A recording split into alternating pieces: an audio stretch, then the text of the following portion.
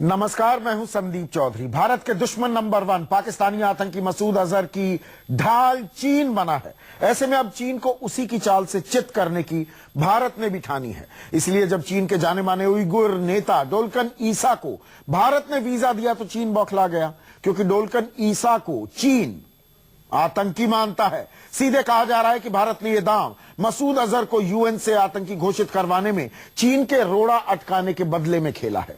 इसलिए आज जो बड़े सवाल मैं पूछने जा रहा हूं वो कुछ इस तरह से हैं। क्या चीन के दुश्मन को वीजा देकर भारत ने ड्रैगन को सबक सिखा दिया है? क्या मौलाना मसूद अजहर पर भारत ने चीन से बदला ले लिया? और क्या मोदी सरकार चीन को भारत के सामने झुका पाएगी? इन तमाम सवालों के जवाब मैं तलाशूंगा। कुछ खास मेहमान मेरे साथ जुड़ चुके हैं और चर्चा में मेरे साथ बीजेपी के प्रेम शुक्ला, कांग्रेस के मीम अफजल, इनका कूटनीति में डिप्लोमेसी में भी दखल रहा है। मेरे साथ विवेक काटजू, सचिव रह चुके हैं विदेश मंत्रालय के। इस खित्ते के जो सामरिक विषय हैं उन पर खासी पकड़ है इनकी। और इसके अलावा अतुल कुमार अंजान, वरिष्ठ नेता सीपीआई के, और साथ ही साथ संघ विचारक राकेश सिन्हा भी हमारे साथ जुड़ेंगे। विवेक काटजू, मुझे एक चीज बताइए, डिप्लोमेसी में हार जीत नहीं होती है। दरअसल दबाव बनाया जाता है, अपने हित साधने की कोशिश की जाती है। ऐसे में अब डोलकन ईसा को वीजा दे देना, क्या भारत टिट फॉर टैट कर रहा है कि भाई आप मसूद अजहर को आतंकी घोषित करने में रोड़ा बन जाते हैं? चीन को यह बताया जा रहा है ईंट का जवाब पत्थर है, या कहीं ना कहीं जो गर्मजोशी दिखती थी, जियानपिंग यहां पर आ रहे हैं, हमारे प्रधानमंत्री गए चीन, एक गर्मजोशी दिखी, उससे मन मुताबिक फल नहीं मिले, नतीजा नहीं मिला, तो खिसियानी बिल्ली खंबा नोचे वाला भी हाल हो गया है हमारा। देखिए, राजनय या कूटनीति में टिट फॉर टैट जैसी चीजें नहीं होती हैं।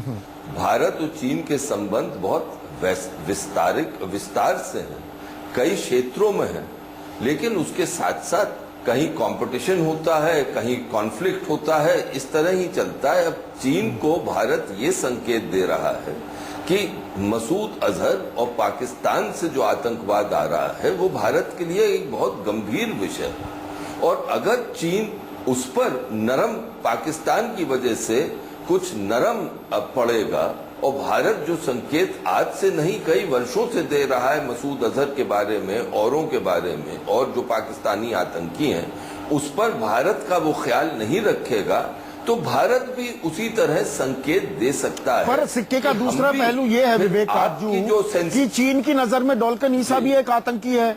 इंटरपोल का रेड कॉर्नर नोटिस है उसके खिलाफ, उसको हम वीजा देते हैं, तो हम उन्हीं की राह पर चल रहे हैं। देखिए,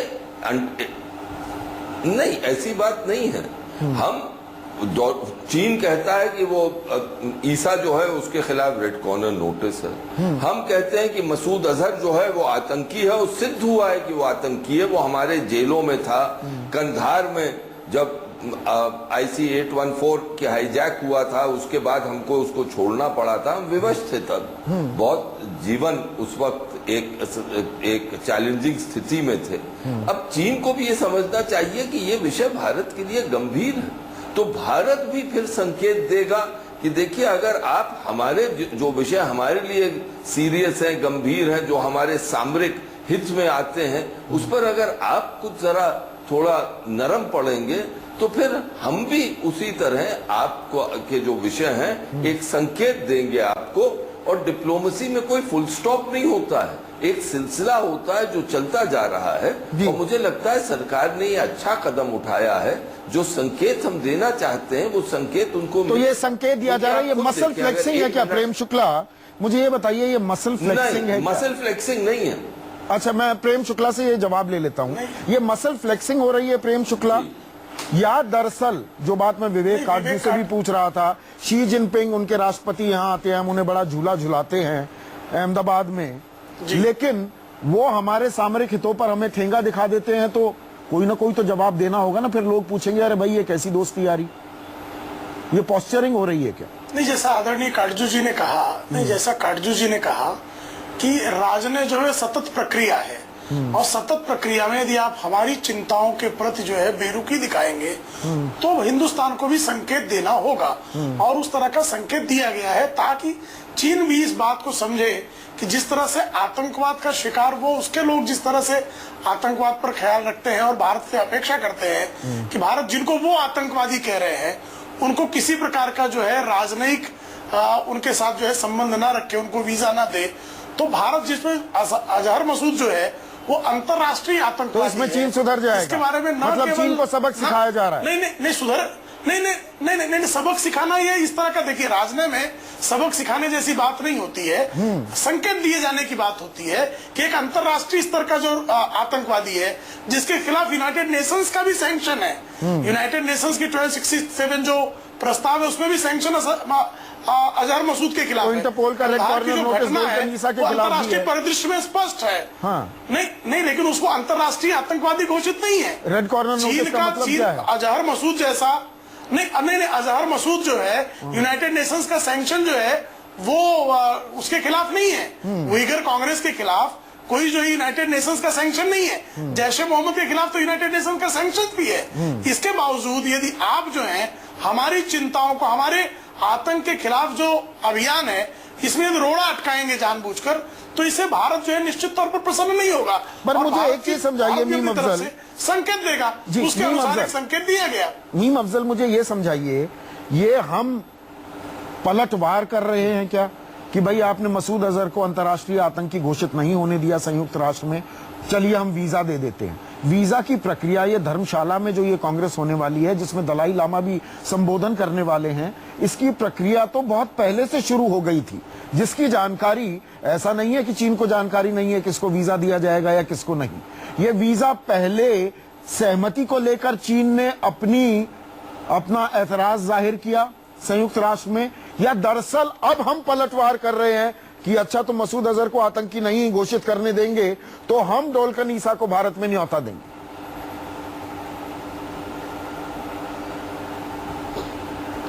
देखिए डिप्लोमेसी में मुझसे भी ज्यादा जो सीनियर हैं वो काटजू साहब जहां बैठे हुए हैं, और काटजू साहब ने अपनी राय दी है। मैं ये समझता हूं कि हमको इस एक और पहलू से भी इसको देखना चाहिए। डंकल ईसा और मसूद अजहर में क्या फर्क है? क्या डंकल ईसा चाइना के जरिए डिक्लेयर किया गया अगर टेररिस्ट है और भारत उसे टेररिस्ट मानता है तो मैं समझता हूं वीजा नहीं देना चाहिए था। अगर भारत ने उसको ये मान लिया है कि वो टेररिस्ट नहीं है, एक लीडर है जो चाइना के खिलाफ भी काम कर रहा है, जैसे हमारे यहाँ कश्मीर में बहुत सारे लोग हैं, हम उनको पूरा स्पेस देते हैं, इसके बावजूद को हिंदुस्तान के खिलाफ बात करते हैं, हम उनको टेररिस्ट डिक्लेयर नहीं करते तो उनको पाकिस्तान वीजा देता है। इसी तरह हमने अभी एक बलोच लेडी लीडर को वीजा कनाडा से वो आ रही हैं, उनको भी वीजा दिया है। इसलिए पाकिस्तान ने उसको टेररिस्ट डिक्लेयर नहीं किया है, अगर किया है तो हम उसे मानते हैं या नहीं मानते हैं। इसमें क्लैरिफिकेशन मिनिस्ट्री को करना चाहिए। आज मिनिस्ट्री ने जो इसका क्लैरिफिकेशन दिया है वो सिर्फ इतना दिया है कि हमने अखबारों में ये खबर पढ़ी है, हम इसको क्लैरिफाई करेंगे बाद में, हम इसकी जांच कर रहे हैं। वो या मिनिस्ट्री खुद कह रही है कि अभी उसको ये अंदाजा नहीं है। तो ये बहुत ट्रिकी इशू है। जो आपने कहा कि उनको सबक सिखाना, मैं समझता हूं कि डिप्लोमेसी में कभी भी ये बात न कहना चाहिए और न कही जाती है कि हम किसी को सबक सिखा देंगे। नहीं तो क्या कर रहे हैं? कंटिन्यूअस प्रोसेस है। हम क्या कर रहे हैं? ये वीजा देकर हम क्या कर रहे हैं? क्या पुरानी कांग्रेस की नीति को आगे बढ़ा रहे हैं या सरकार अपनी वही में मसल फ्लेक्सिंग कर रही है क्या कि नहीं नाकाबिले बर्दाश्त है कि हम झूला भी झूले हैं और फिर हम आतंक के मामले पर हमारी एक राय ना हो?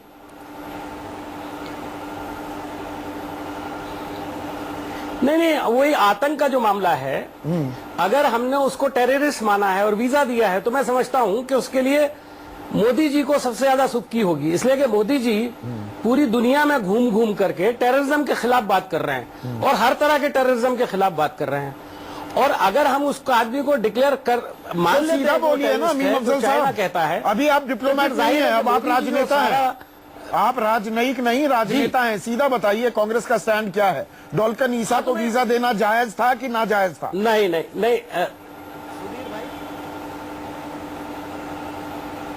ये कहूंगा कि पहले सरकार को बताना पड़ेगा। मैं नहीं जानता हूं डॉक्टर ईसा को, उनके बारे में मुझे ज्यादा मालूमात नहीं है। मुझे तो मालूम है कि वो एक मुस्लिम डोमिनेटेड जो एरिया है वहां के लीडर हैं और उनके ऊपर कम्युनल राइट्स वगैरह जो हुए हैं उसके अंदर बहुत सारे इल्जामात हैं। लेकिन क्या कोई उन्होंने बम फोड़े हैं? क्या उनके लोगों ने बम चलाए हैं, लोगों की जान ली है? अगर वो टेररिस्ट हैं और हम उसे टेररिस्ट मानते हैं तो गलती है, लेकिन ये तो सरकार को बताना पड़ेगा ना पहले कि राकेश सिन्हा, हमारी क्या सरकार को बताना चाहिए या नहीं मानती है? राकेश सिन्हा, सरकार को क्या ये बताना चाहिए डॉक्टर ईसा आतंकी है या नहीं? क्योंकि चीन कहता है कि नहीं भाई वो आतंकी है, आप वीजा क्यों दे रहे हैं?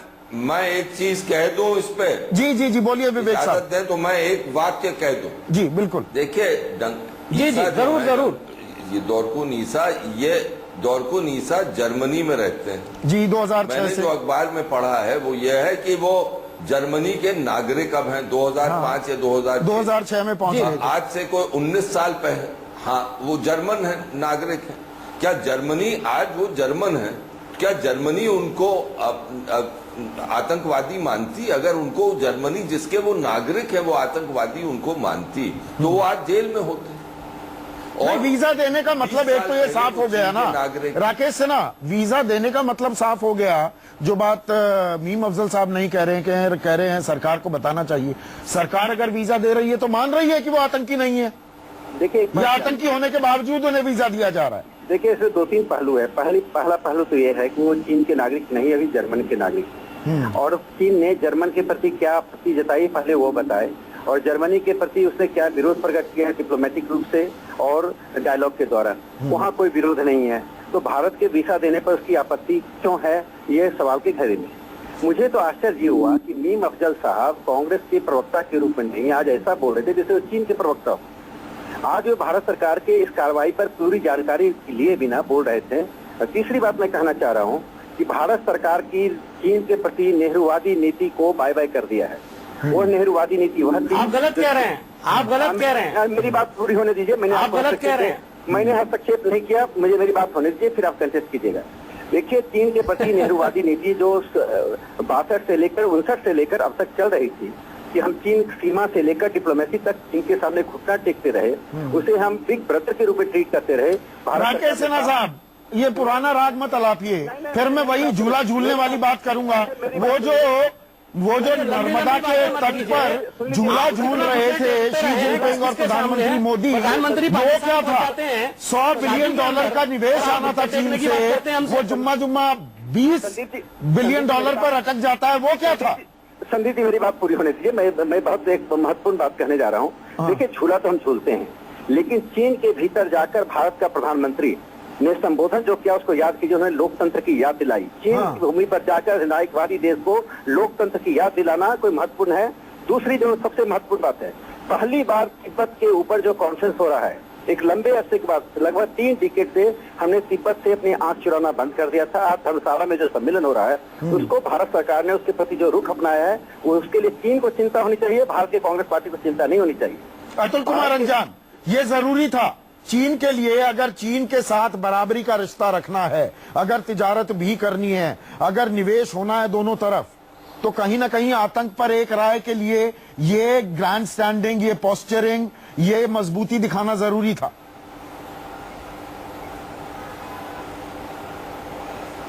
संदीप जी, आपने जो बात उठाई मुझसे, उससे पहले जितने आपने वक्तव्य दिए हैं एज ए एंकर, मैं उन वक्तव्यों के साथ आपके साथ खड़ा हूं।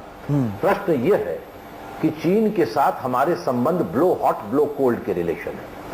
अब ये नेहरूवादी नीति है, नई नीति है, इन लोग तो नेहरू की परेशानी है, छोड़िए, जाने दीजिए। नेहरू जी गए कितने साल हुए। आज सवाल यह है कि चीन हमारा पड़ोसी है। आप चीन के साथ 100 बिलियन डॉलर की अपेक्षा कर रहे थे, आप नर्मदा में उनको झूला झूला रहे थे, और चीनी राष्ट्रपति की फौजें जो है वो हमारे अरुणाचल के अंदर 14 किलोमीटर अंदर घुस गई, बिल्कुल घुसी, और उन्होंने हमारे सैनिकों के साथ मारपीट की। ये सब कुछ हो रहा है। मैं ये समझता हूं बदलते हुए चीन को के इस दौर में एक वो महाशक्ति बनने का ख्वाब है, लेकिन उस महाशक्ति को भी अपनी ऐतिहासिक भूमिका के साथ साथ एक अंतर्राष्ट्रीय भूमिका के बारे में भी समझने की जरूरत है। हमारे को घेरने से, मैं साफ बोल रहा हूं, ये बात अभी हमारे मित्र आरएसएस के लोग नहीं कह पाएंगे, भारत को घेरने की कोई तैयारी आज अंतर्राष्ट्रीय राजनीति में उचित नहीं है, पहले भी नहीं थी और आज भी नहीं है। चीन का जो संबंध पाकिस्तान से है और पाकिस्तान के साथ संबंधों को मिला करके वो कौन लोग थे भूल गए आप बात कर रहे हैं उस आतंकी की जिसको आप कह रहे हैं कि उसके खिलाफ संयुक्त राष्ट्र संघ में हम पास नहीं करा सकते। उसको कौन लेके गया था हिंदुस्तान से? उसको हिंदुस्तान से कंधों पर बैठाकर भारत के विदेश मंत्री लेकर के गए थे। IC-814 काटजू जी कौन लेके गया था? उसको पैदा किया, पाला पोसा, जिसकी जगह नहीं थी उसको हमने महिमा मंडित किया। आज हम उसके बहाने कह रहे हैं कि वो चीन के वो तथाकथित उइगर नेता को बुला करके हम बराबरी का सौदा कर लेंगे। मतलब आप आतंकवादी नहीं मानते हैं अजहर मसूद को? अब्दुल अंजान अजहर मसूद को आतंकवादी नहीं मानते क्या? नहीं, मैं आप उसको आतंकवादी मानते कि नहीं मानते? उठा के ले गए थे आप लोग, ये मैं पूछ रहा हूं। IC-184 का जब घटना हुई थी तो CPI ने विरोध नहीं किया था, उसको ले जाने का विरोध तब CPI ने नहीं किया था, CPM ने किया था। ये एक राष्ट्र के रूप में हमारा फैसला था, किसी एक दल और संगठन का फैसला नहीं था। कृपया इस बात को समझे अब्दुल अंजान, इतने अनजान न बने। वो एक व्यक्ति का फैसला नहीं था, एक दल का फैसला नहीं था, एक राष्ट्र का निर्णय था। कई पार्टियों के अंदर घूम घूम करके चलते हो।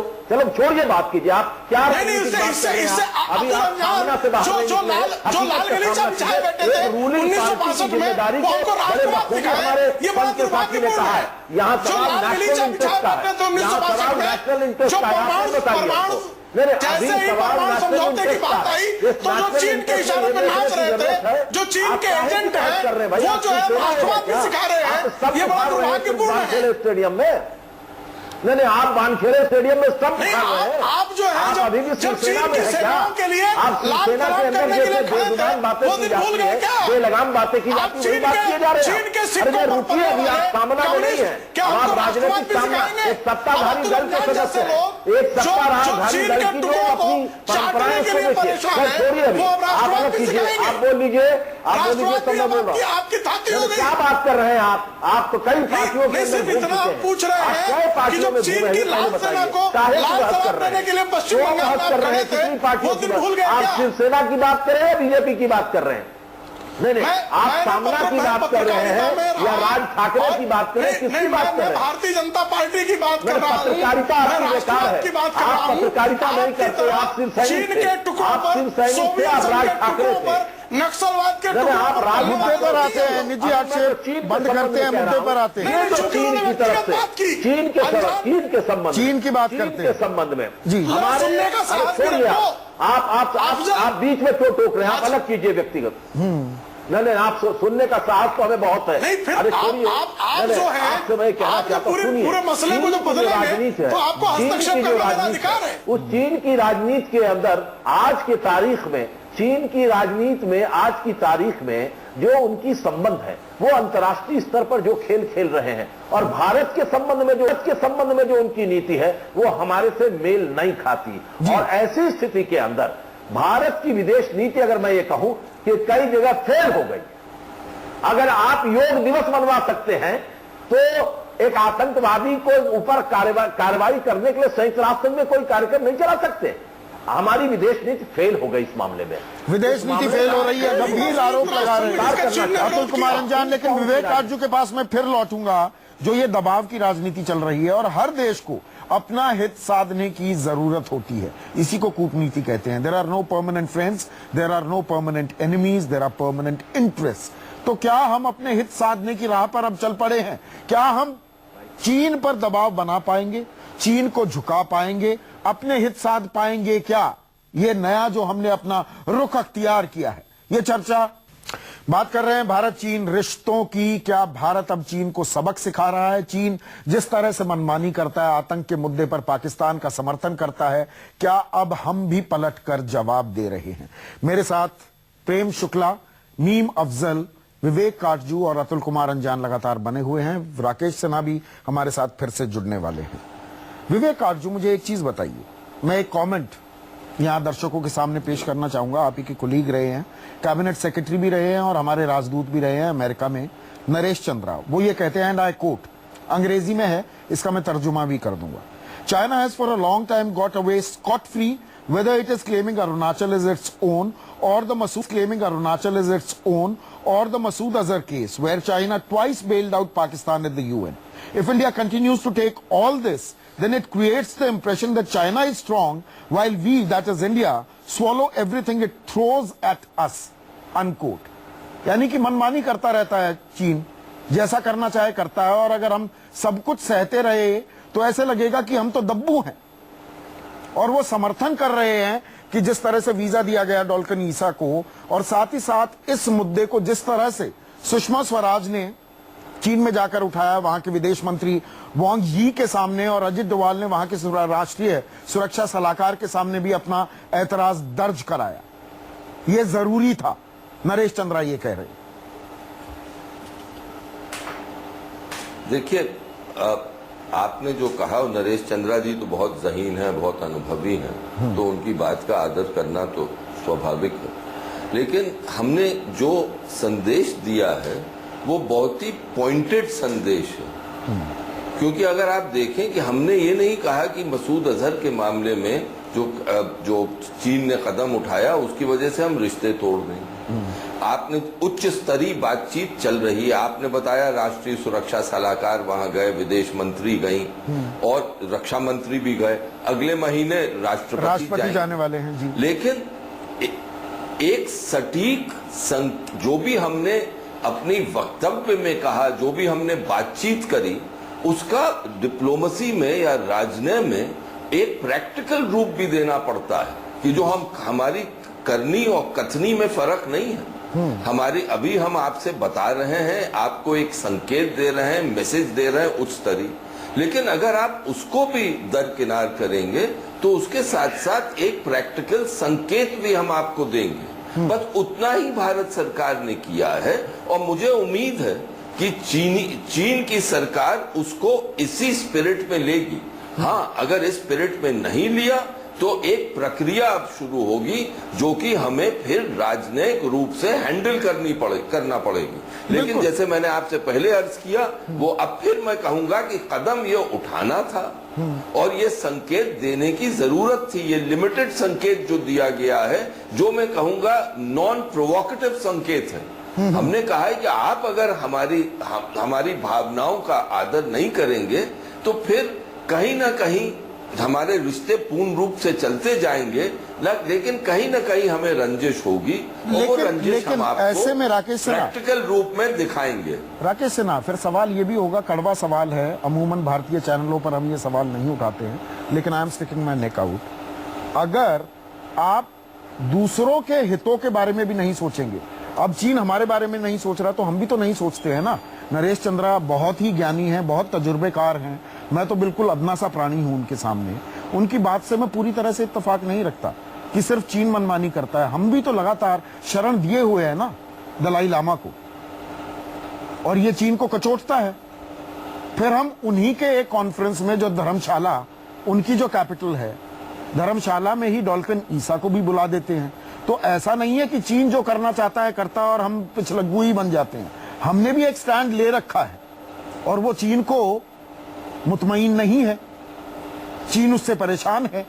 तो सिर्फ बॉर्डर डिस्प्यूट से हमारा मसला अब आतंकवाद पर आकर अटक गया है।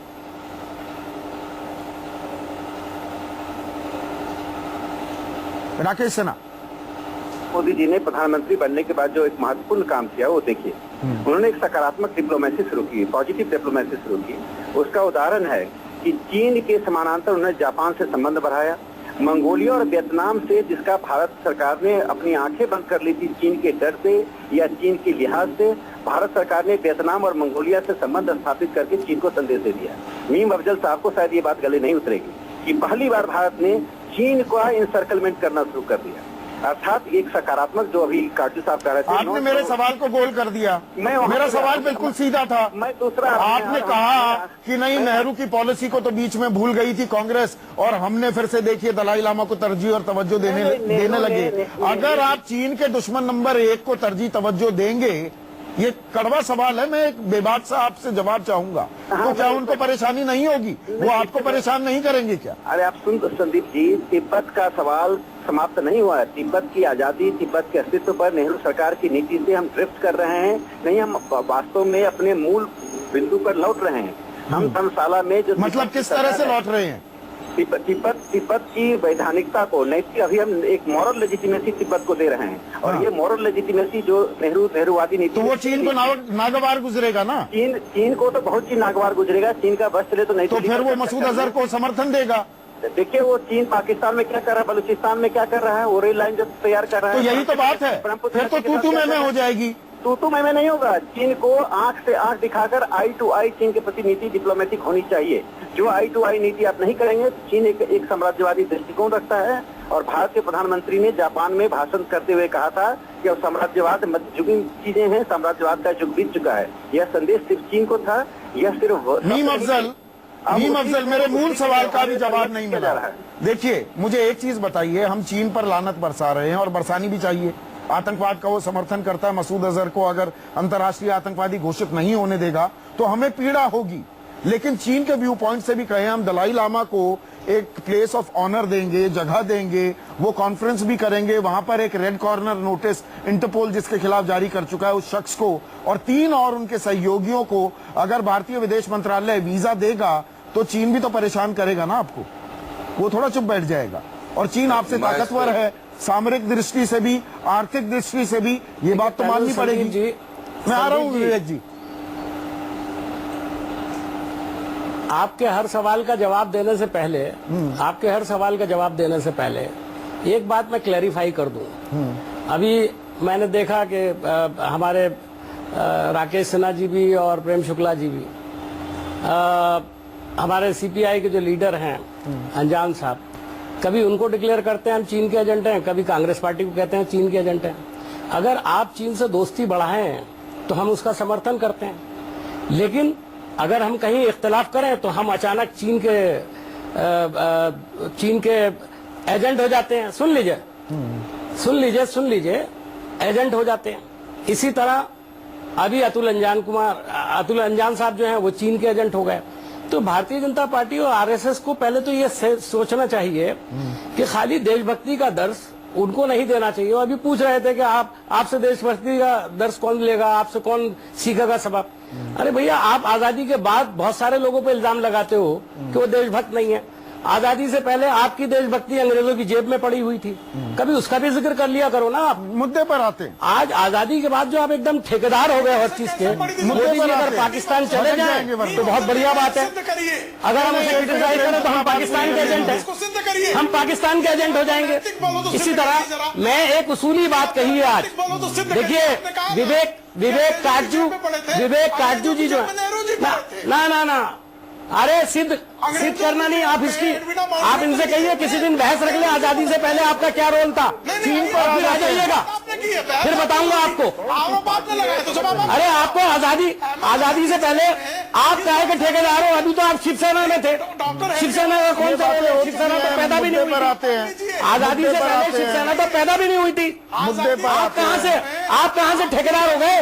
नहीं, हम भटक रहे हैं। विवेक साहब को लेकर आइए जरा स्क्रीन पर। आप इंटरजेक्ट करना चाह रहे थे सर। मैं दलाई लामा की बात कर रहा था, उसमें चीन के इंटरेस्ट, उनकी सोच हमारी सोच मुख्तलिफ हो जाती है।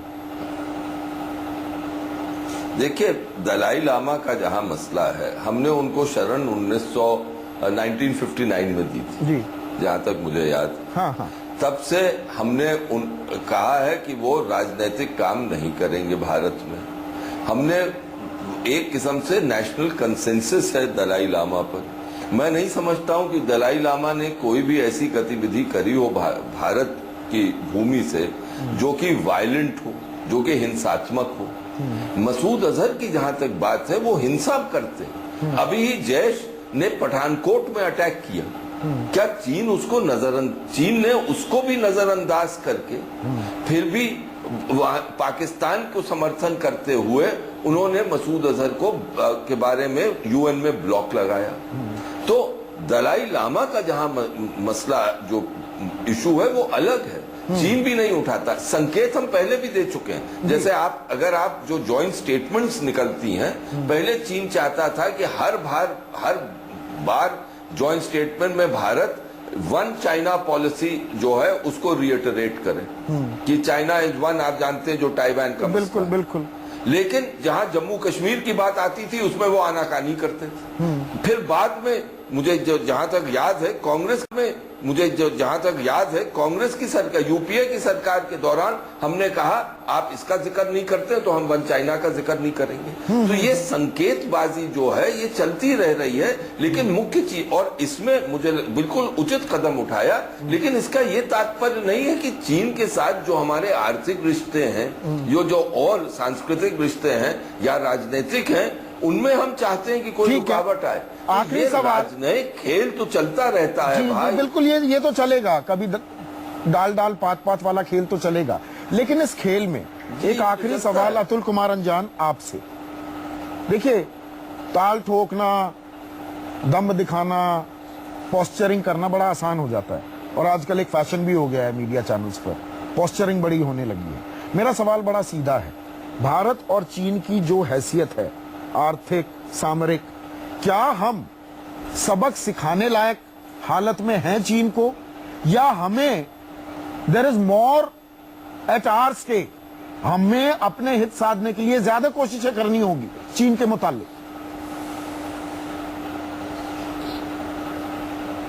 आपने संदीप जी जो सवाल उठाया बहुत लाजमी है। मैं एक बात चीन के बारे में कह देना चाहता हूं। चीन को यह समझना चाहिए कि जम्मू कश्मीर भारत का अविभाज्य अंग है और अरुणाचल भारत का अविभाज्य अंग है। इसके सवाल पर कोई बात करके भारत की घेराबंदी करना अंतर्राष्ट्रीय डिप्लोमेसी में भी कोई स्थान नहीं पाएगा। लेकिन एक बात सच है कि भारत और चीन की आर्थिक संपन्नता अभी 19, 18, 21 के बीच में चक्कर काट रही है। लेकिन कल ही चीन ने एक ऐसी मिसाइल का प्रयोग किया है जो 14,000 किलोमीटर तक जाएगी, जिसने पूरे यूरोप को आच्छादित कर लिया, जो अमेरिका तक पहुंचा, जो भारत के हर शहर पर कवर कर रहा है। उनकी अपनी कोशिश है सामरिक क्षेत्र में ऊंचाई बुलंद करने की, हमारी अपनी है। लेकिन ये बात चीन को भी स्वीकार कर लेना होगा, it is not easy to gulp. Bharat एक बड़ी शक्ति है। अगर उनके पास 140 करोड़ है तो हमारे पास 125 करोड़ है। दोनों देशों को मैत्रीपूर्ण संबंधों को लेकर के चलते रहना होगा, और ताकि न तो सीमा विवाद हो और किसी देश को आगे रख करके और उसको ऊपर नीचे, तो ये बराबरी का रिश्ता होगा। अब तक जो हो चुका कांग बनाना चाहिए और भारत को भी बनाना चाहिए। अब बराबरी का रिश्ता रखना चाहिए, और China can not get away with everything, जैसा नरेश चंद्रा ने एक शक भी जाहिर किया था। अब भारत को भी will have to stand up and be counted. Prem Shukla, Vivek Katju, Atul Kumar Anjaan और मीम अफजल, आपका बहुत बहुत शुक्रिया।